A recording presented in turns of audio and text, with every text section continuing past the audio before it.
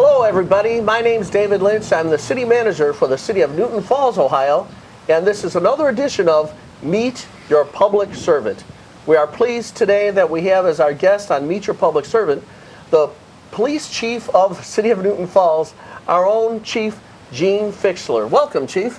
Thanks, Dave. Good being here. It's great to see you. Well, Chief, you've been the chief here in Newton Falls for about how long? Well, I started here in October of 2013, so I'm actually in my 6th year here. And you have some previous experience as being a police chief, do you know? I do. I was formerly the chief in Windham. I worked for the state as a lieutenant, assigned to a specialized department, and I worked in the Cleveland area, east side of Cleveland, for 29 years. So I come with 46 years of experience. You've seen it all, as they say. Yes, I have. Yeah, and Chief, you're basically, just getting some history here, you're just a kid from Collinwood, aren't you? Pretty much. To some extent. Yeah, he's side of Cleveland there. East side, yeah. Yeah, and proud to be. I tell you what, it was a good growing up, a good learning experience, and I brought it with me throughout my whole career. Sure. Chief, here in Newton Falls is a lot different environment from the east side of Cleveland. What's it like working in a totally different environment from a more urbanized environment that you have some experience in? Well, you know, Newton Falls we're all a big family here, is probably the best way I can say it. Everything is about Newton Falls here. It's not about, if you're on the east side of Cleveland, west side of Cleveland. This is Newton Falls. The police department, myself, we're conducive to our residents. We serve our residents, and that's what it's all about. We try to do the best we can, sometimes with what little we have, but we're getting the job done. Yeah. Now, some people think, well, Newton Falls, it's sort of a more rural police department, but the fact is that all of the elements of a big city police department, you have those departments here, don't you, Chief? I do. It's, you know what, we have our drug unit, we have our detectives, we have our juvenile officer and school resource officer in the schools. We have a female detective that's actually very well trained in interviewing children. Which is pretty rare for a small department our size. Sure. But we have the ability to do just about anything and everything. You know, you say a small department our size, but your department, because of your utilization of individuals that can work in different capacities, you actually, in terms of uniform personnel, have quite a few people on staff, do you not? We do. We have a combination of full and part-time officers. Right. And the total right now is 22. We have 22 full and part-time officers. That's a lot of uniforms with badges. It is. So in the event of some very important event, maybe even a crisis event, you can marshal resources that a lot of small police departments can't do.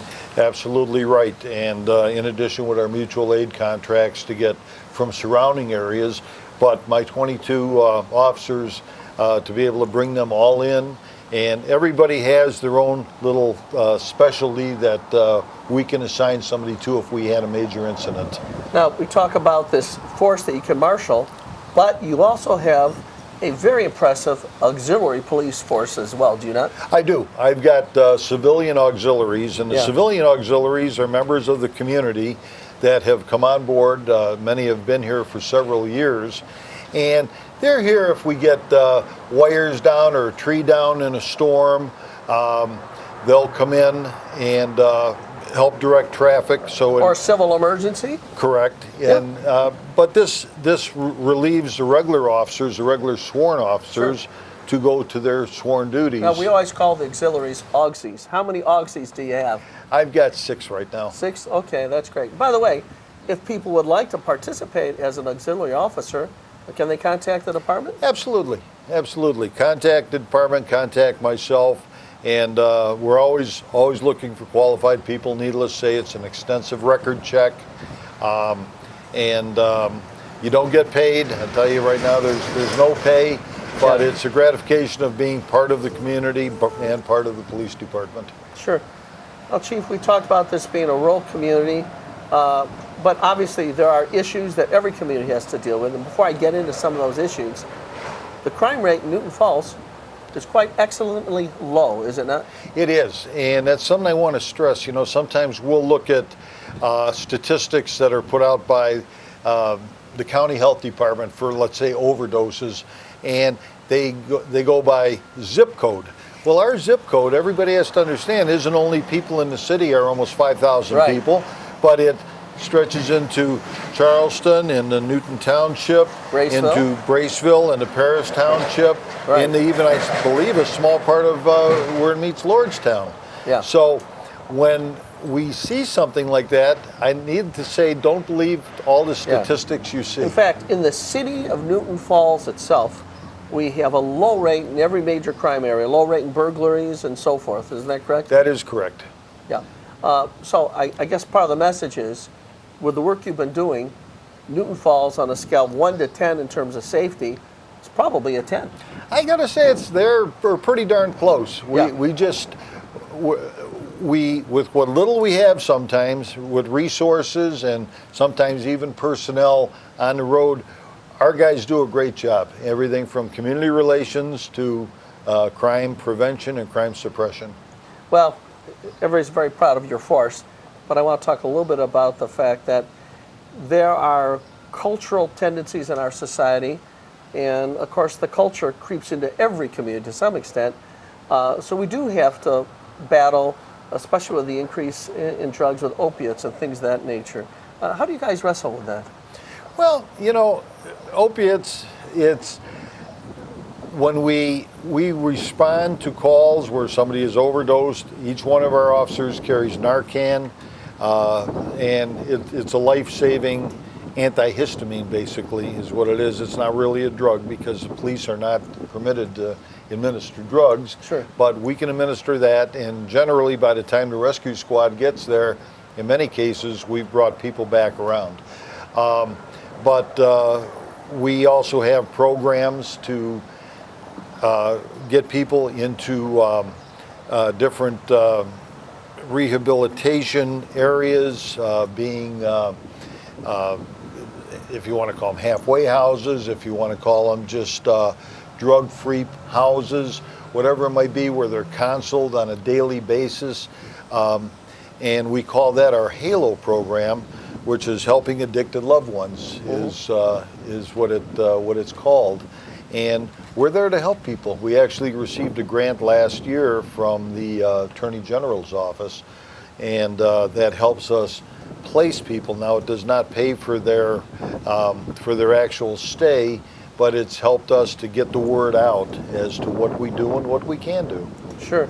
And your department interfaces with the Newton Falls public school system as well, do they not? We do. We have a school resource officer, and we also have a DARE officer in the schools, and both basically teach classes. They keep the school safe, but most importantly, the school resource officer is so important because the idea nationwide of a school resource officer is to let somebody, whether it be a kindergartner, first grader, up to a senior, be comfortable walking up to a policeman and saying, hey, listen, I'm having this problem with this kid here. I'm having this problem at home. Sure. Or I saw this.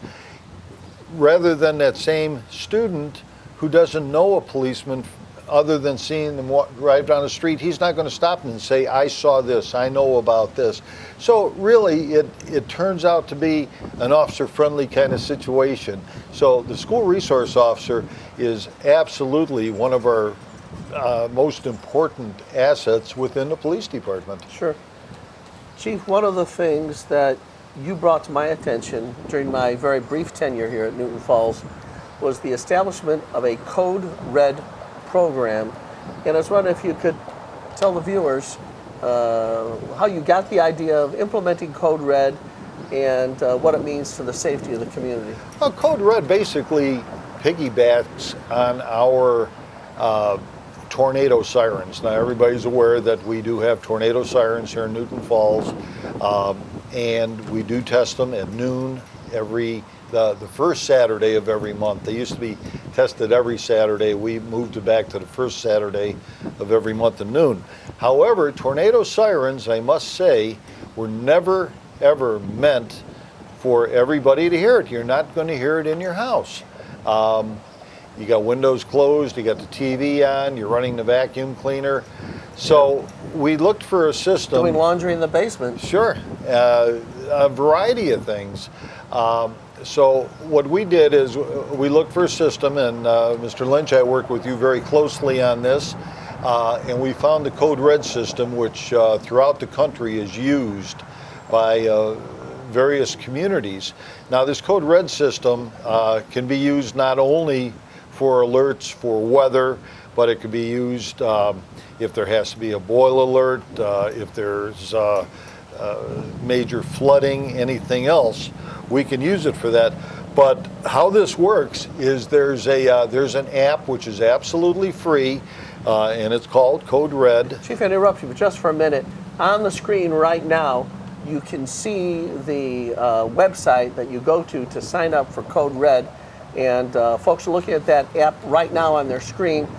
Chief, when they get to that app, either on their phone or their desktop or their laptop, is it hard to sign up for Code Red? No, it's very easy. But I do want to stress what I need everybody to do is you've got the Code Red app, and that's pretty well a Follow Me app. So if you happen to be in Buffalo, and something happens within 5 or 10 miles of you, you're going to get an alert because of that app, but you will not get anything about Newton Falls while you're out of this area. So, with the link that you see on your screen right now, sign up for that link, put your home address, and make sure you check the boxes, and I highly recommend check for a phone call, for a text, and an email. Check for everything. You'll have the opportunity to indicate what devices you want notified. In fact, it even includes, because I've had these messages come to me, includes a verbal message coming to your telephone, whether it's a cell phone or if your it's a landline. That's correct. Yeah, that's right. And by the way, the cost to register for Code Red is what, Chief? Absolutely free. $0. Absolutely free. Such a bargain. And Chief, in addition to that, when you sign up for the Code Red, it means that you're part of the system, so that if you don't sign up for Code Red, you're not going to get these emergency messages. And I do want to stress, you don't want to be left out. When you sign up with the link that you're seeing right now, if you happen to be in Buffalo, you'll still get the phone call, you'll still get the text, and you'll still get the email, which gives you the opportunity at that point to call a loved one, to call a friend, to call a relative who may not have it. We'd love if everybody has it. Call a neighbor and say, hey, did you know that this is going on? So no matter where you're at, so please sign up for both. Sign up for the app, and please sign up for the link that you're seeing on your screen right now. Yeah, Chief, I'm quite convinced. I said this when the City Council approved the legislation to pay for Code Red. I'm convinced that eventually somebody's life is going to get saved, because the opportunity to know that some particular emergency is in your neighborhood may not be able to get communicated to you unless you are part of the Code Red system. Well, and that's very correct. But we do need to stress, you got to sign up for it. If you don't sign up, but it is a lifesaver. It can be a lifesaver. Now, I have heard comments that, well, gee, we had some very heavy rain and I never got an alert. Well, you're not going to. Rain is a natural phenomenon. Yeah. This is something for emergencies. Yeah. And by the way, there's another advantage. It's not just about tornadoes. If some catastrophic event were to occur, whether it's a nuclear plant that's causing some kind of radiation issue, or an emergency in terms of some criminal activity, something like that, you can send that message, can't That's you, right. Chief? I have the ability to send it out. There's two of us on the police department, and also Mr. Lynch has the ability to send it out.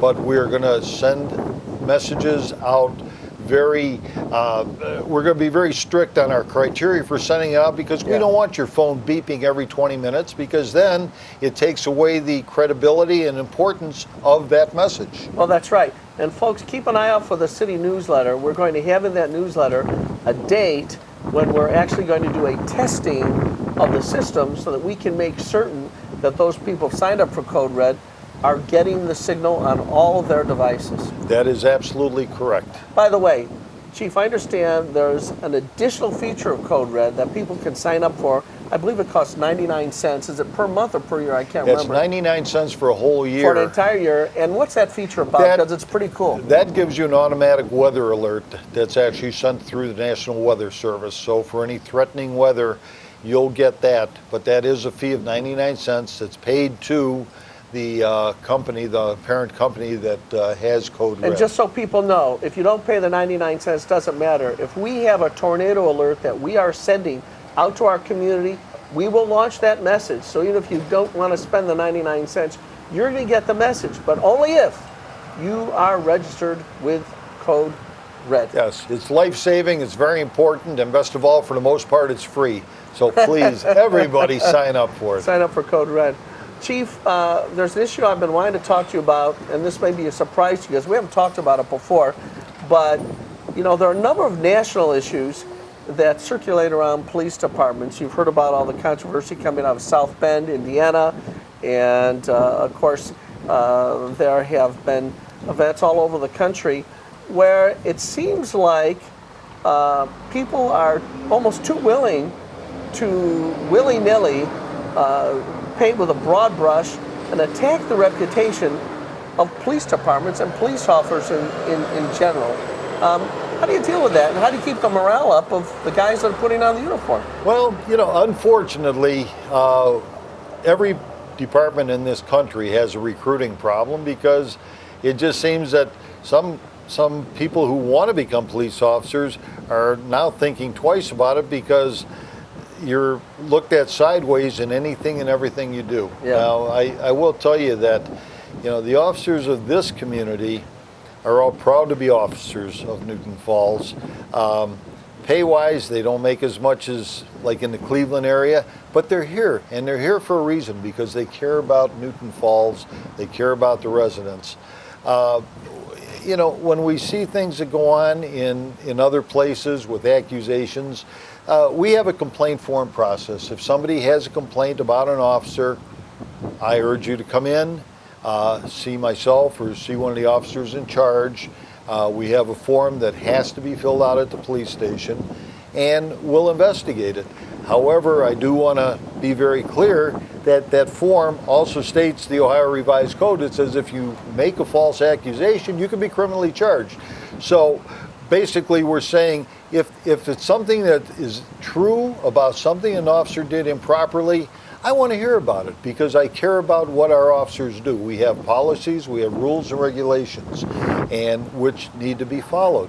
However, if somebody brings to us a false accusation, we will prosecute if we have to because Sure. This is an officer's reputation. This is his livelihood that could be at stake over a false allegation. You know, Chief, as you know, in a prior life, I served as a prosecutor, working very closely with police officers. And I will tell you that, well, some people lack a true understanding of a police officer's job. Every time a police officer makes a traffic stop, he's putting his life in danger.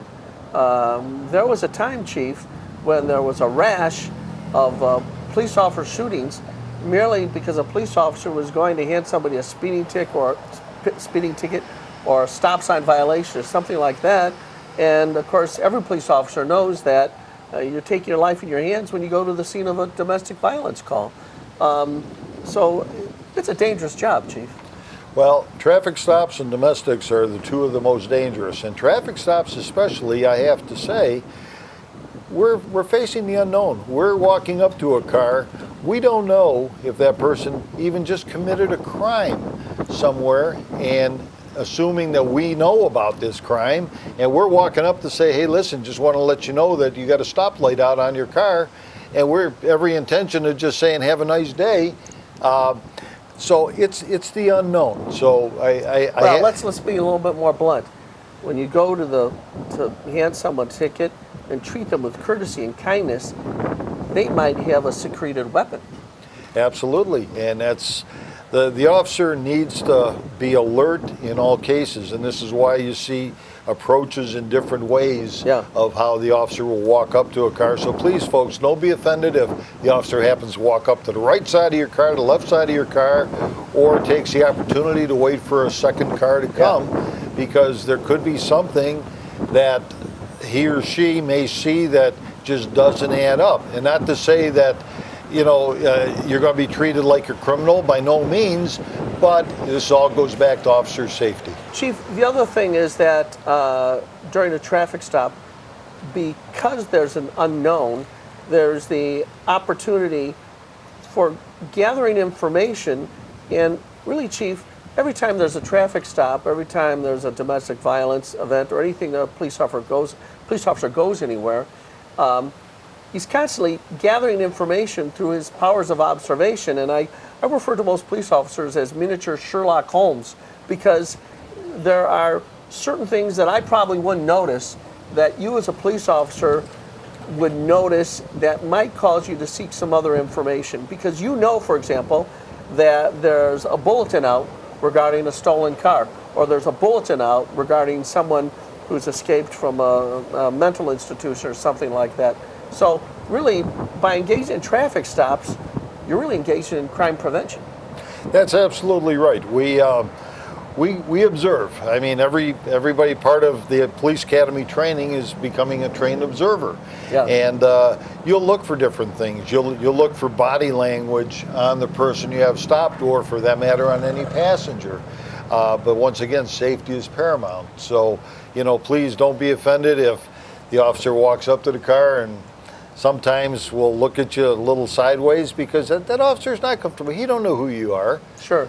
Well, Chief, in fact, there are people that you stop and they don't realize their own license plate tags have been expired. And the only way they find out is because an officer is letting them know. And that happens pretty often. And, you know, I will say that here in Newton Falls, aside from service calls, which are over 600 per month that we run in service calls, traffic stops are generally, not everybody gets a ticket. We try to be very conducive to people. You have friendly officers. We do. And I will say that probably 2 out of 3 people probably get a break. It's just the way we handle things, because to me, it's a good community relations tool. Well, speaking of handling things, a few weeks ago, the Ohio Attorney General's office sent a component of trainers regarding potential crisis situations and training with reference to the use of force. And I won't say the location where the training took place, but I had an opportunity to observe and to participate somewhat in the training. And it was astonishing to me, Chief, how quickly your officers are trained to evaluate a potential crisis situation. I probably got a D- or an F in my own utilization of that training program. But the point is that for the average person on the street, what looks like a friendly person minding their own business might indicate something that demonstrates that they're about to use force, and the officer has to be prepared. Officer has to be alert and has to be prepared for anything and everything that may come his way, or her way for that matter. Yeah. We've seen where people pull guns, pull knives out of, you don't realize the person even has it. And the training you're referring to had several scenarios. And I have to tell you, our work is not like you see on TV. I wish I could wrap up cases in 30 minutes. Yeah. I wish I could identify a suspect right away. I wish I could get DNA CSI back. isn't giving you a lab result in 19 seconds. Yeah, it doesn't work that way. But I do have to compliment many of these TV shows, because it shows what our job is really about. Yeah. The quick reactions of a police officer are the things that I find most remarkable during the training. And basically, it was a video scenario, and your officers were observing telltale signs that meant there was imminent danger that I didn't even notice. it's going to happen. I mean, you're talking to somebody who is like the nicest person in the world. You could be talking to somebody elderly, whatever the case is. Next thing you know, they're grabbing a gun, they're grabbing a knife, they want to attack you. Yeah. Everything has to be taken into consideration. Even if it's just a regular call, an officer will generally ask you to step into the living room if we're in your house, not in the kitchen, because there's knives in kitchens. Yeah, you never sense. know. Domestics, it's the same way. Usually one of the, the husband or the wife will call, you get to the house, and one of them wants you there, and when they find out that, listen, here's the way the law reads, we can only do so much, now they're both mad at you, and both of them want you out of the house, and if there's knives there and it gets too heated, you never know what could happen. Yeah. So, well, a lot of people don't realize that in Ohio, if there is a sign of some act of violence having occurred, Ohio has a mandatory arrest requirement, and a lot of sometimes the wife, who's the battery victim, says, "Well, don't arrest my husband. I just wanted you to come here and calm things down."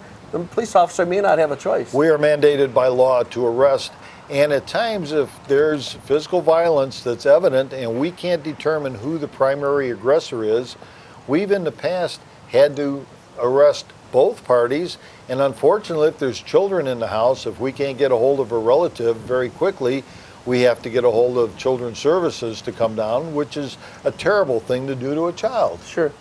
Chief, we're starting to wind down towards the end of today's program. If people want to participate as an auxiliary police officer, is there a phone number they can call?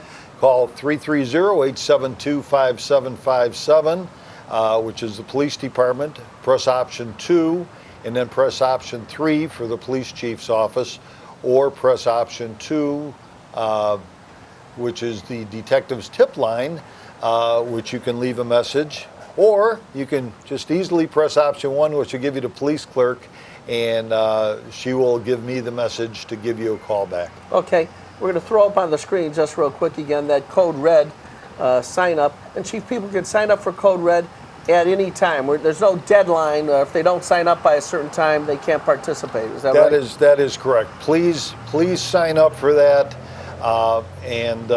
it's life-saving. And you can take yourself off of it anytime you want if you're not satisfied with what you're getting. But I can tell you, once you sign up, you're going to be very satisfied because you won't be getting just random calls on it. If it comes from us and through us, it's going to be a true emergency. Well, Chief, 46 years in law enforcement. You've arrived at the pinnacle because now you're in Newton Falls.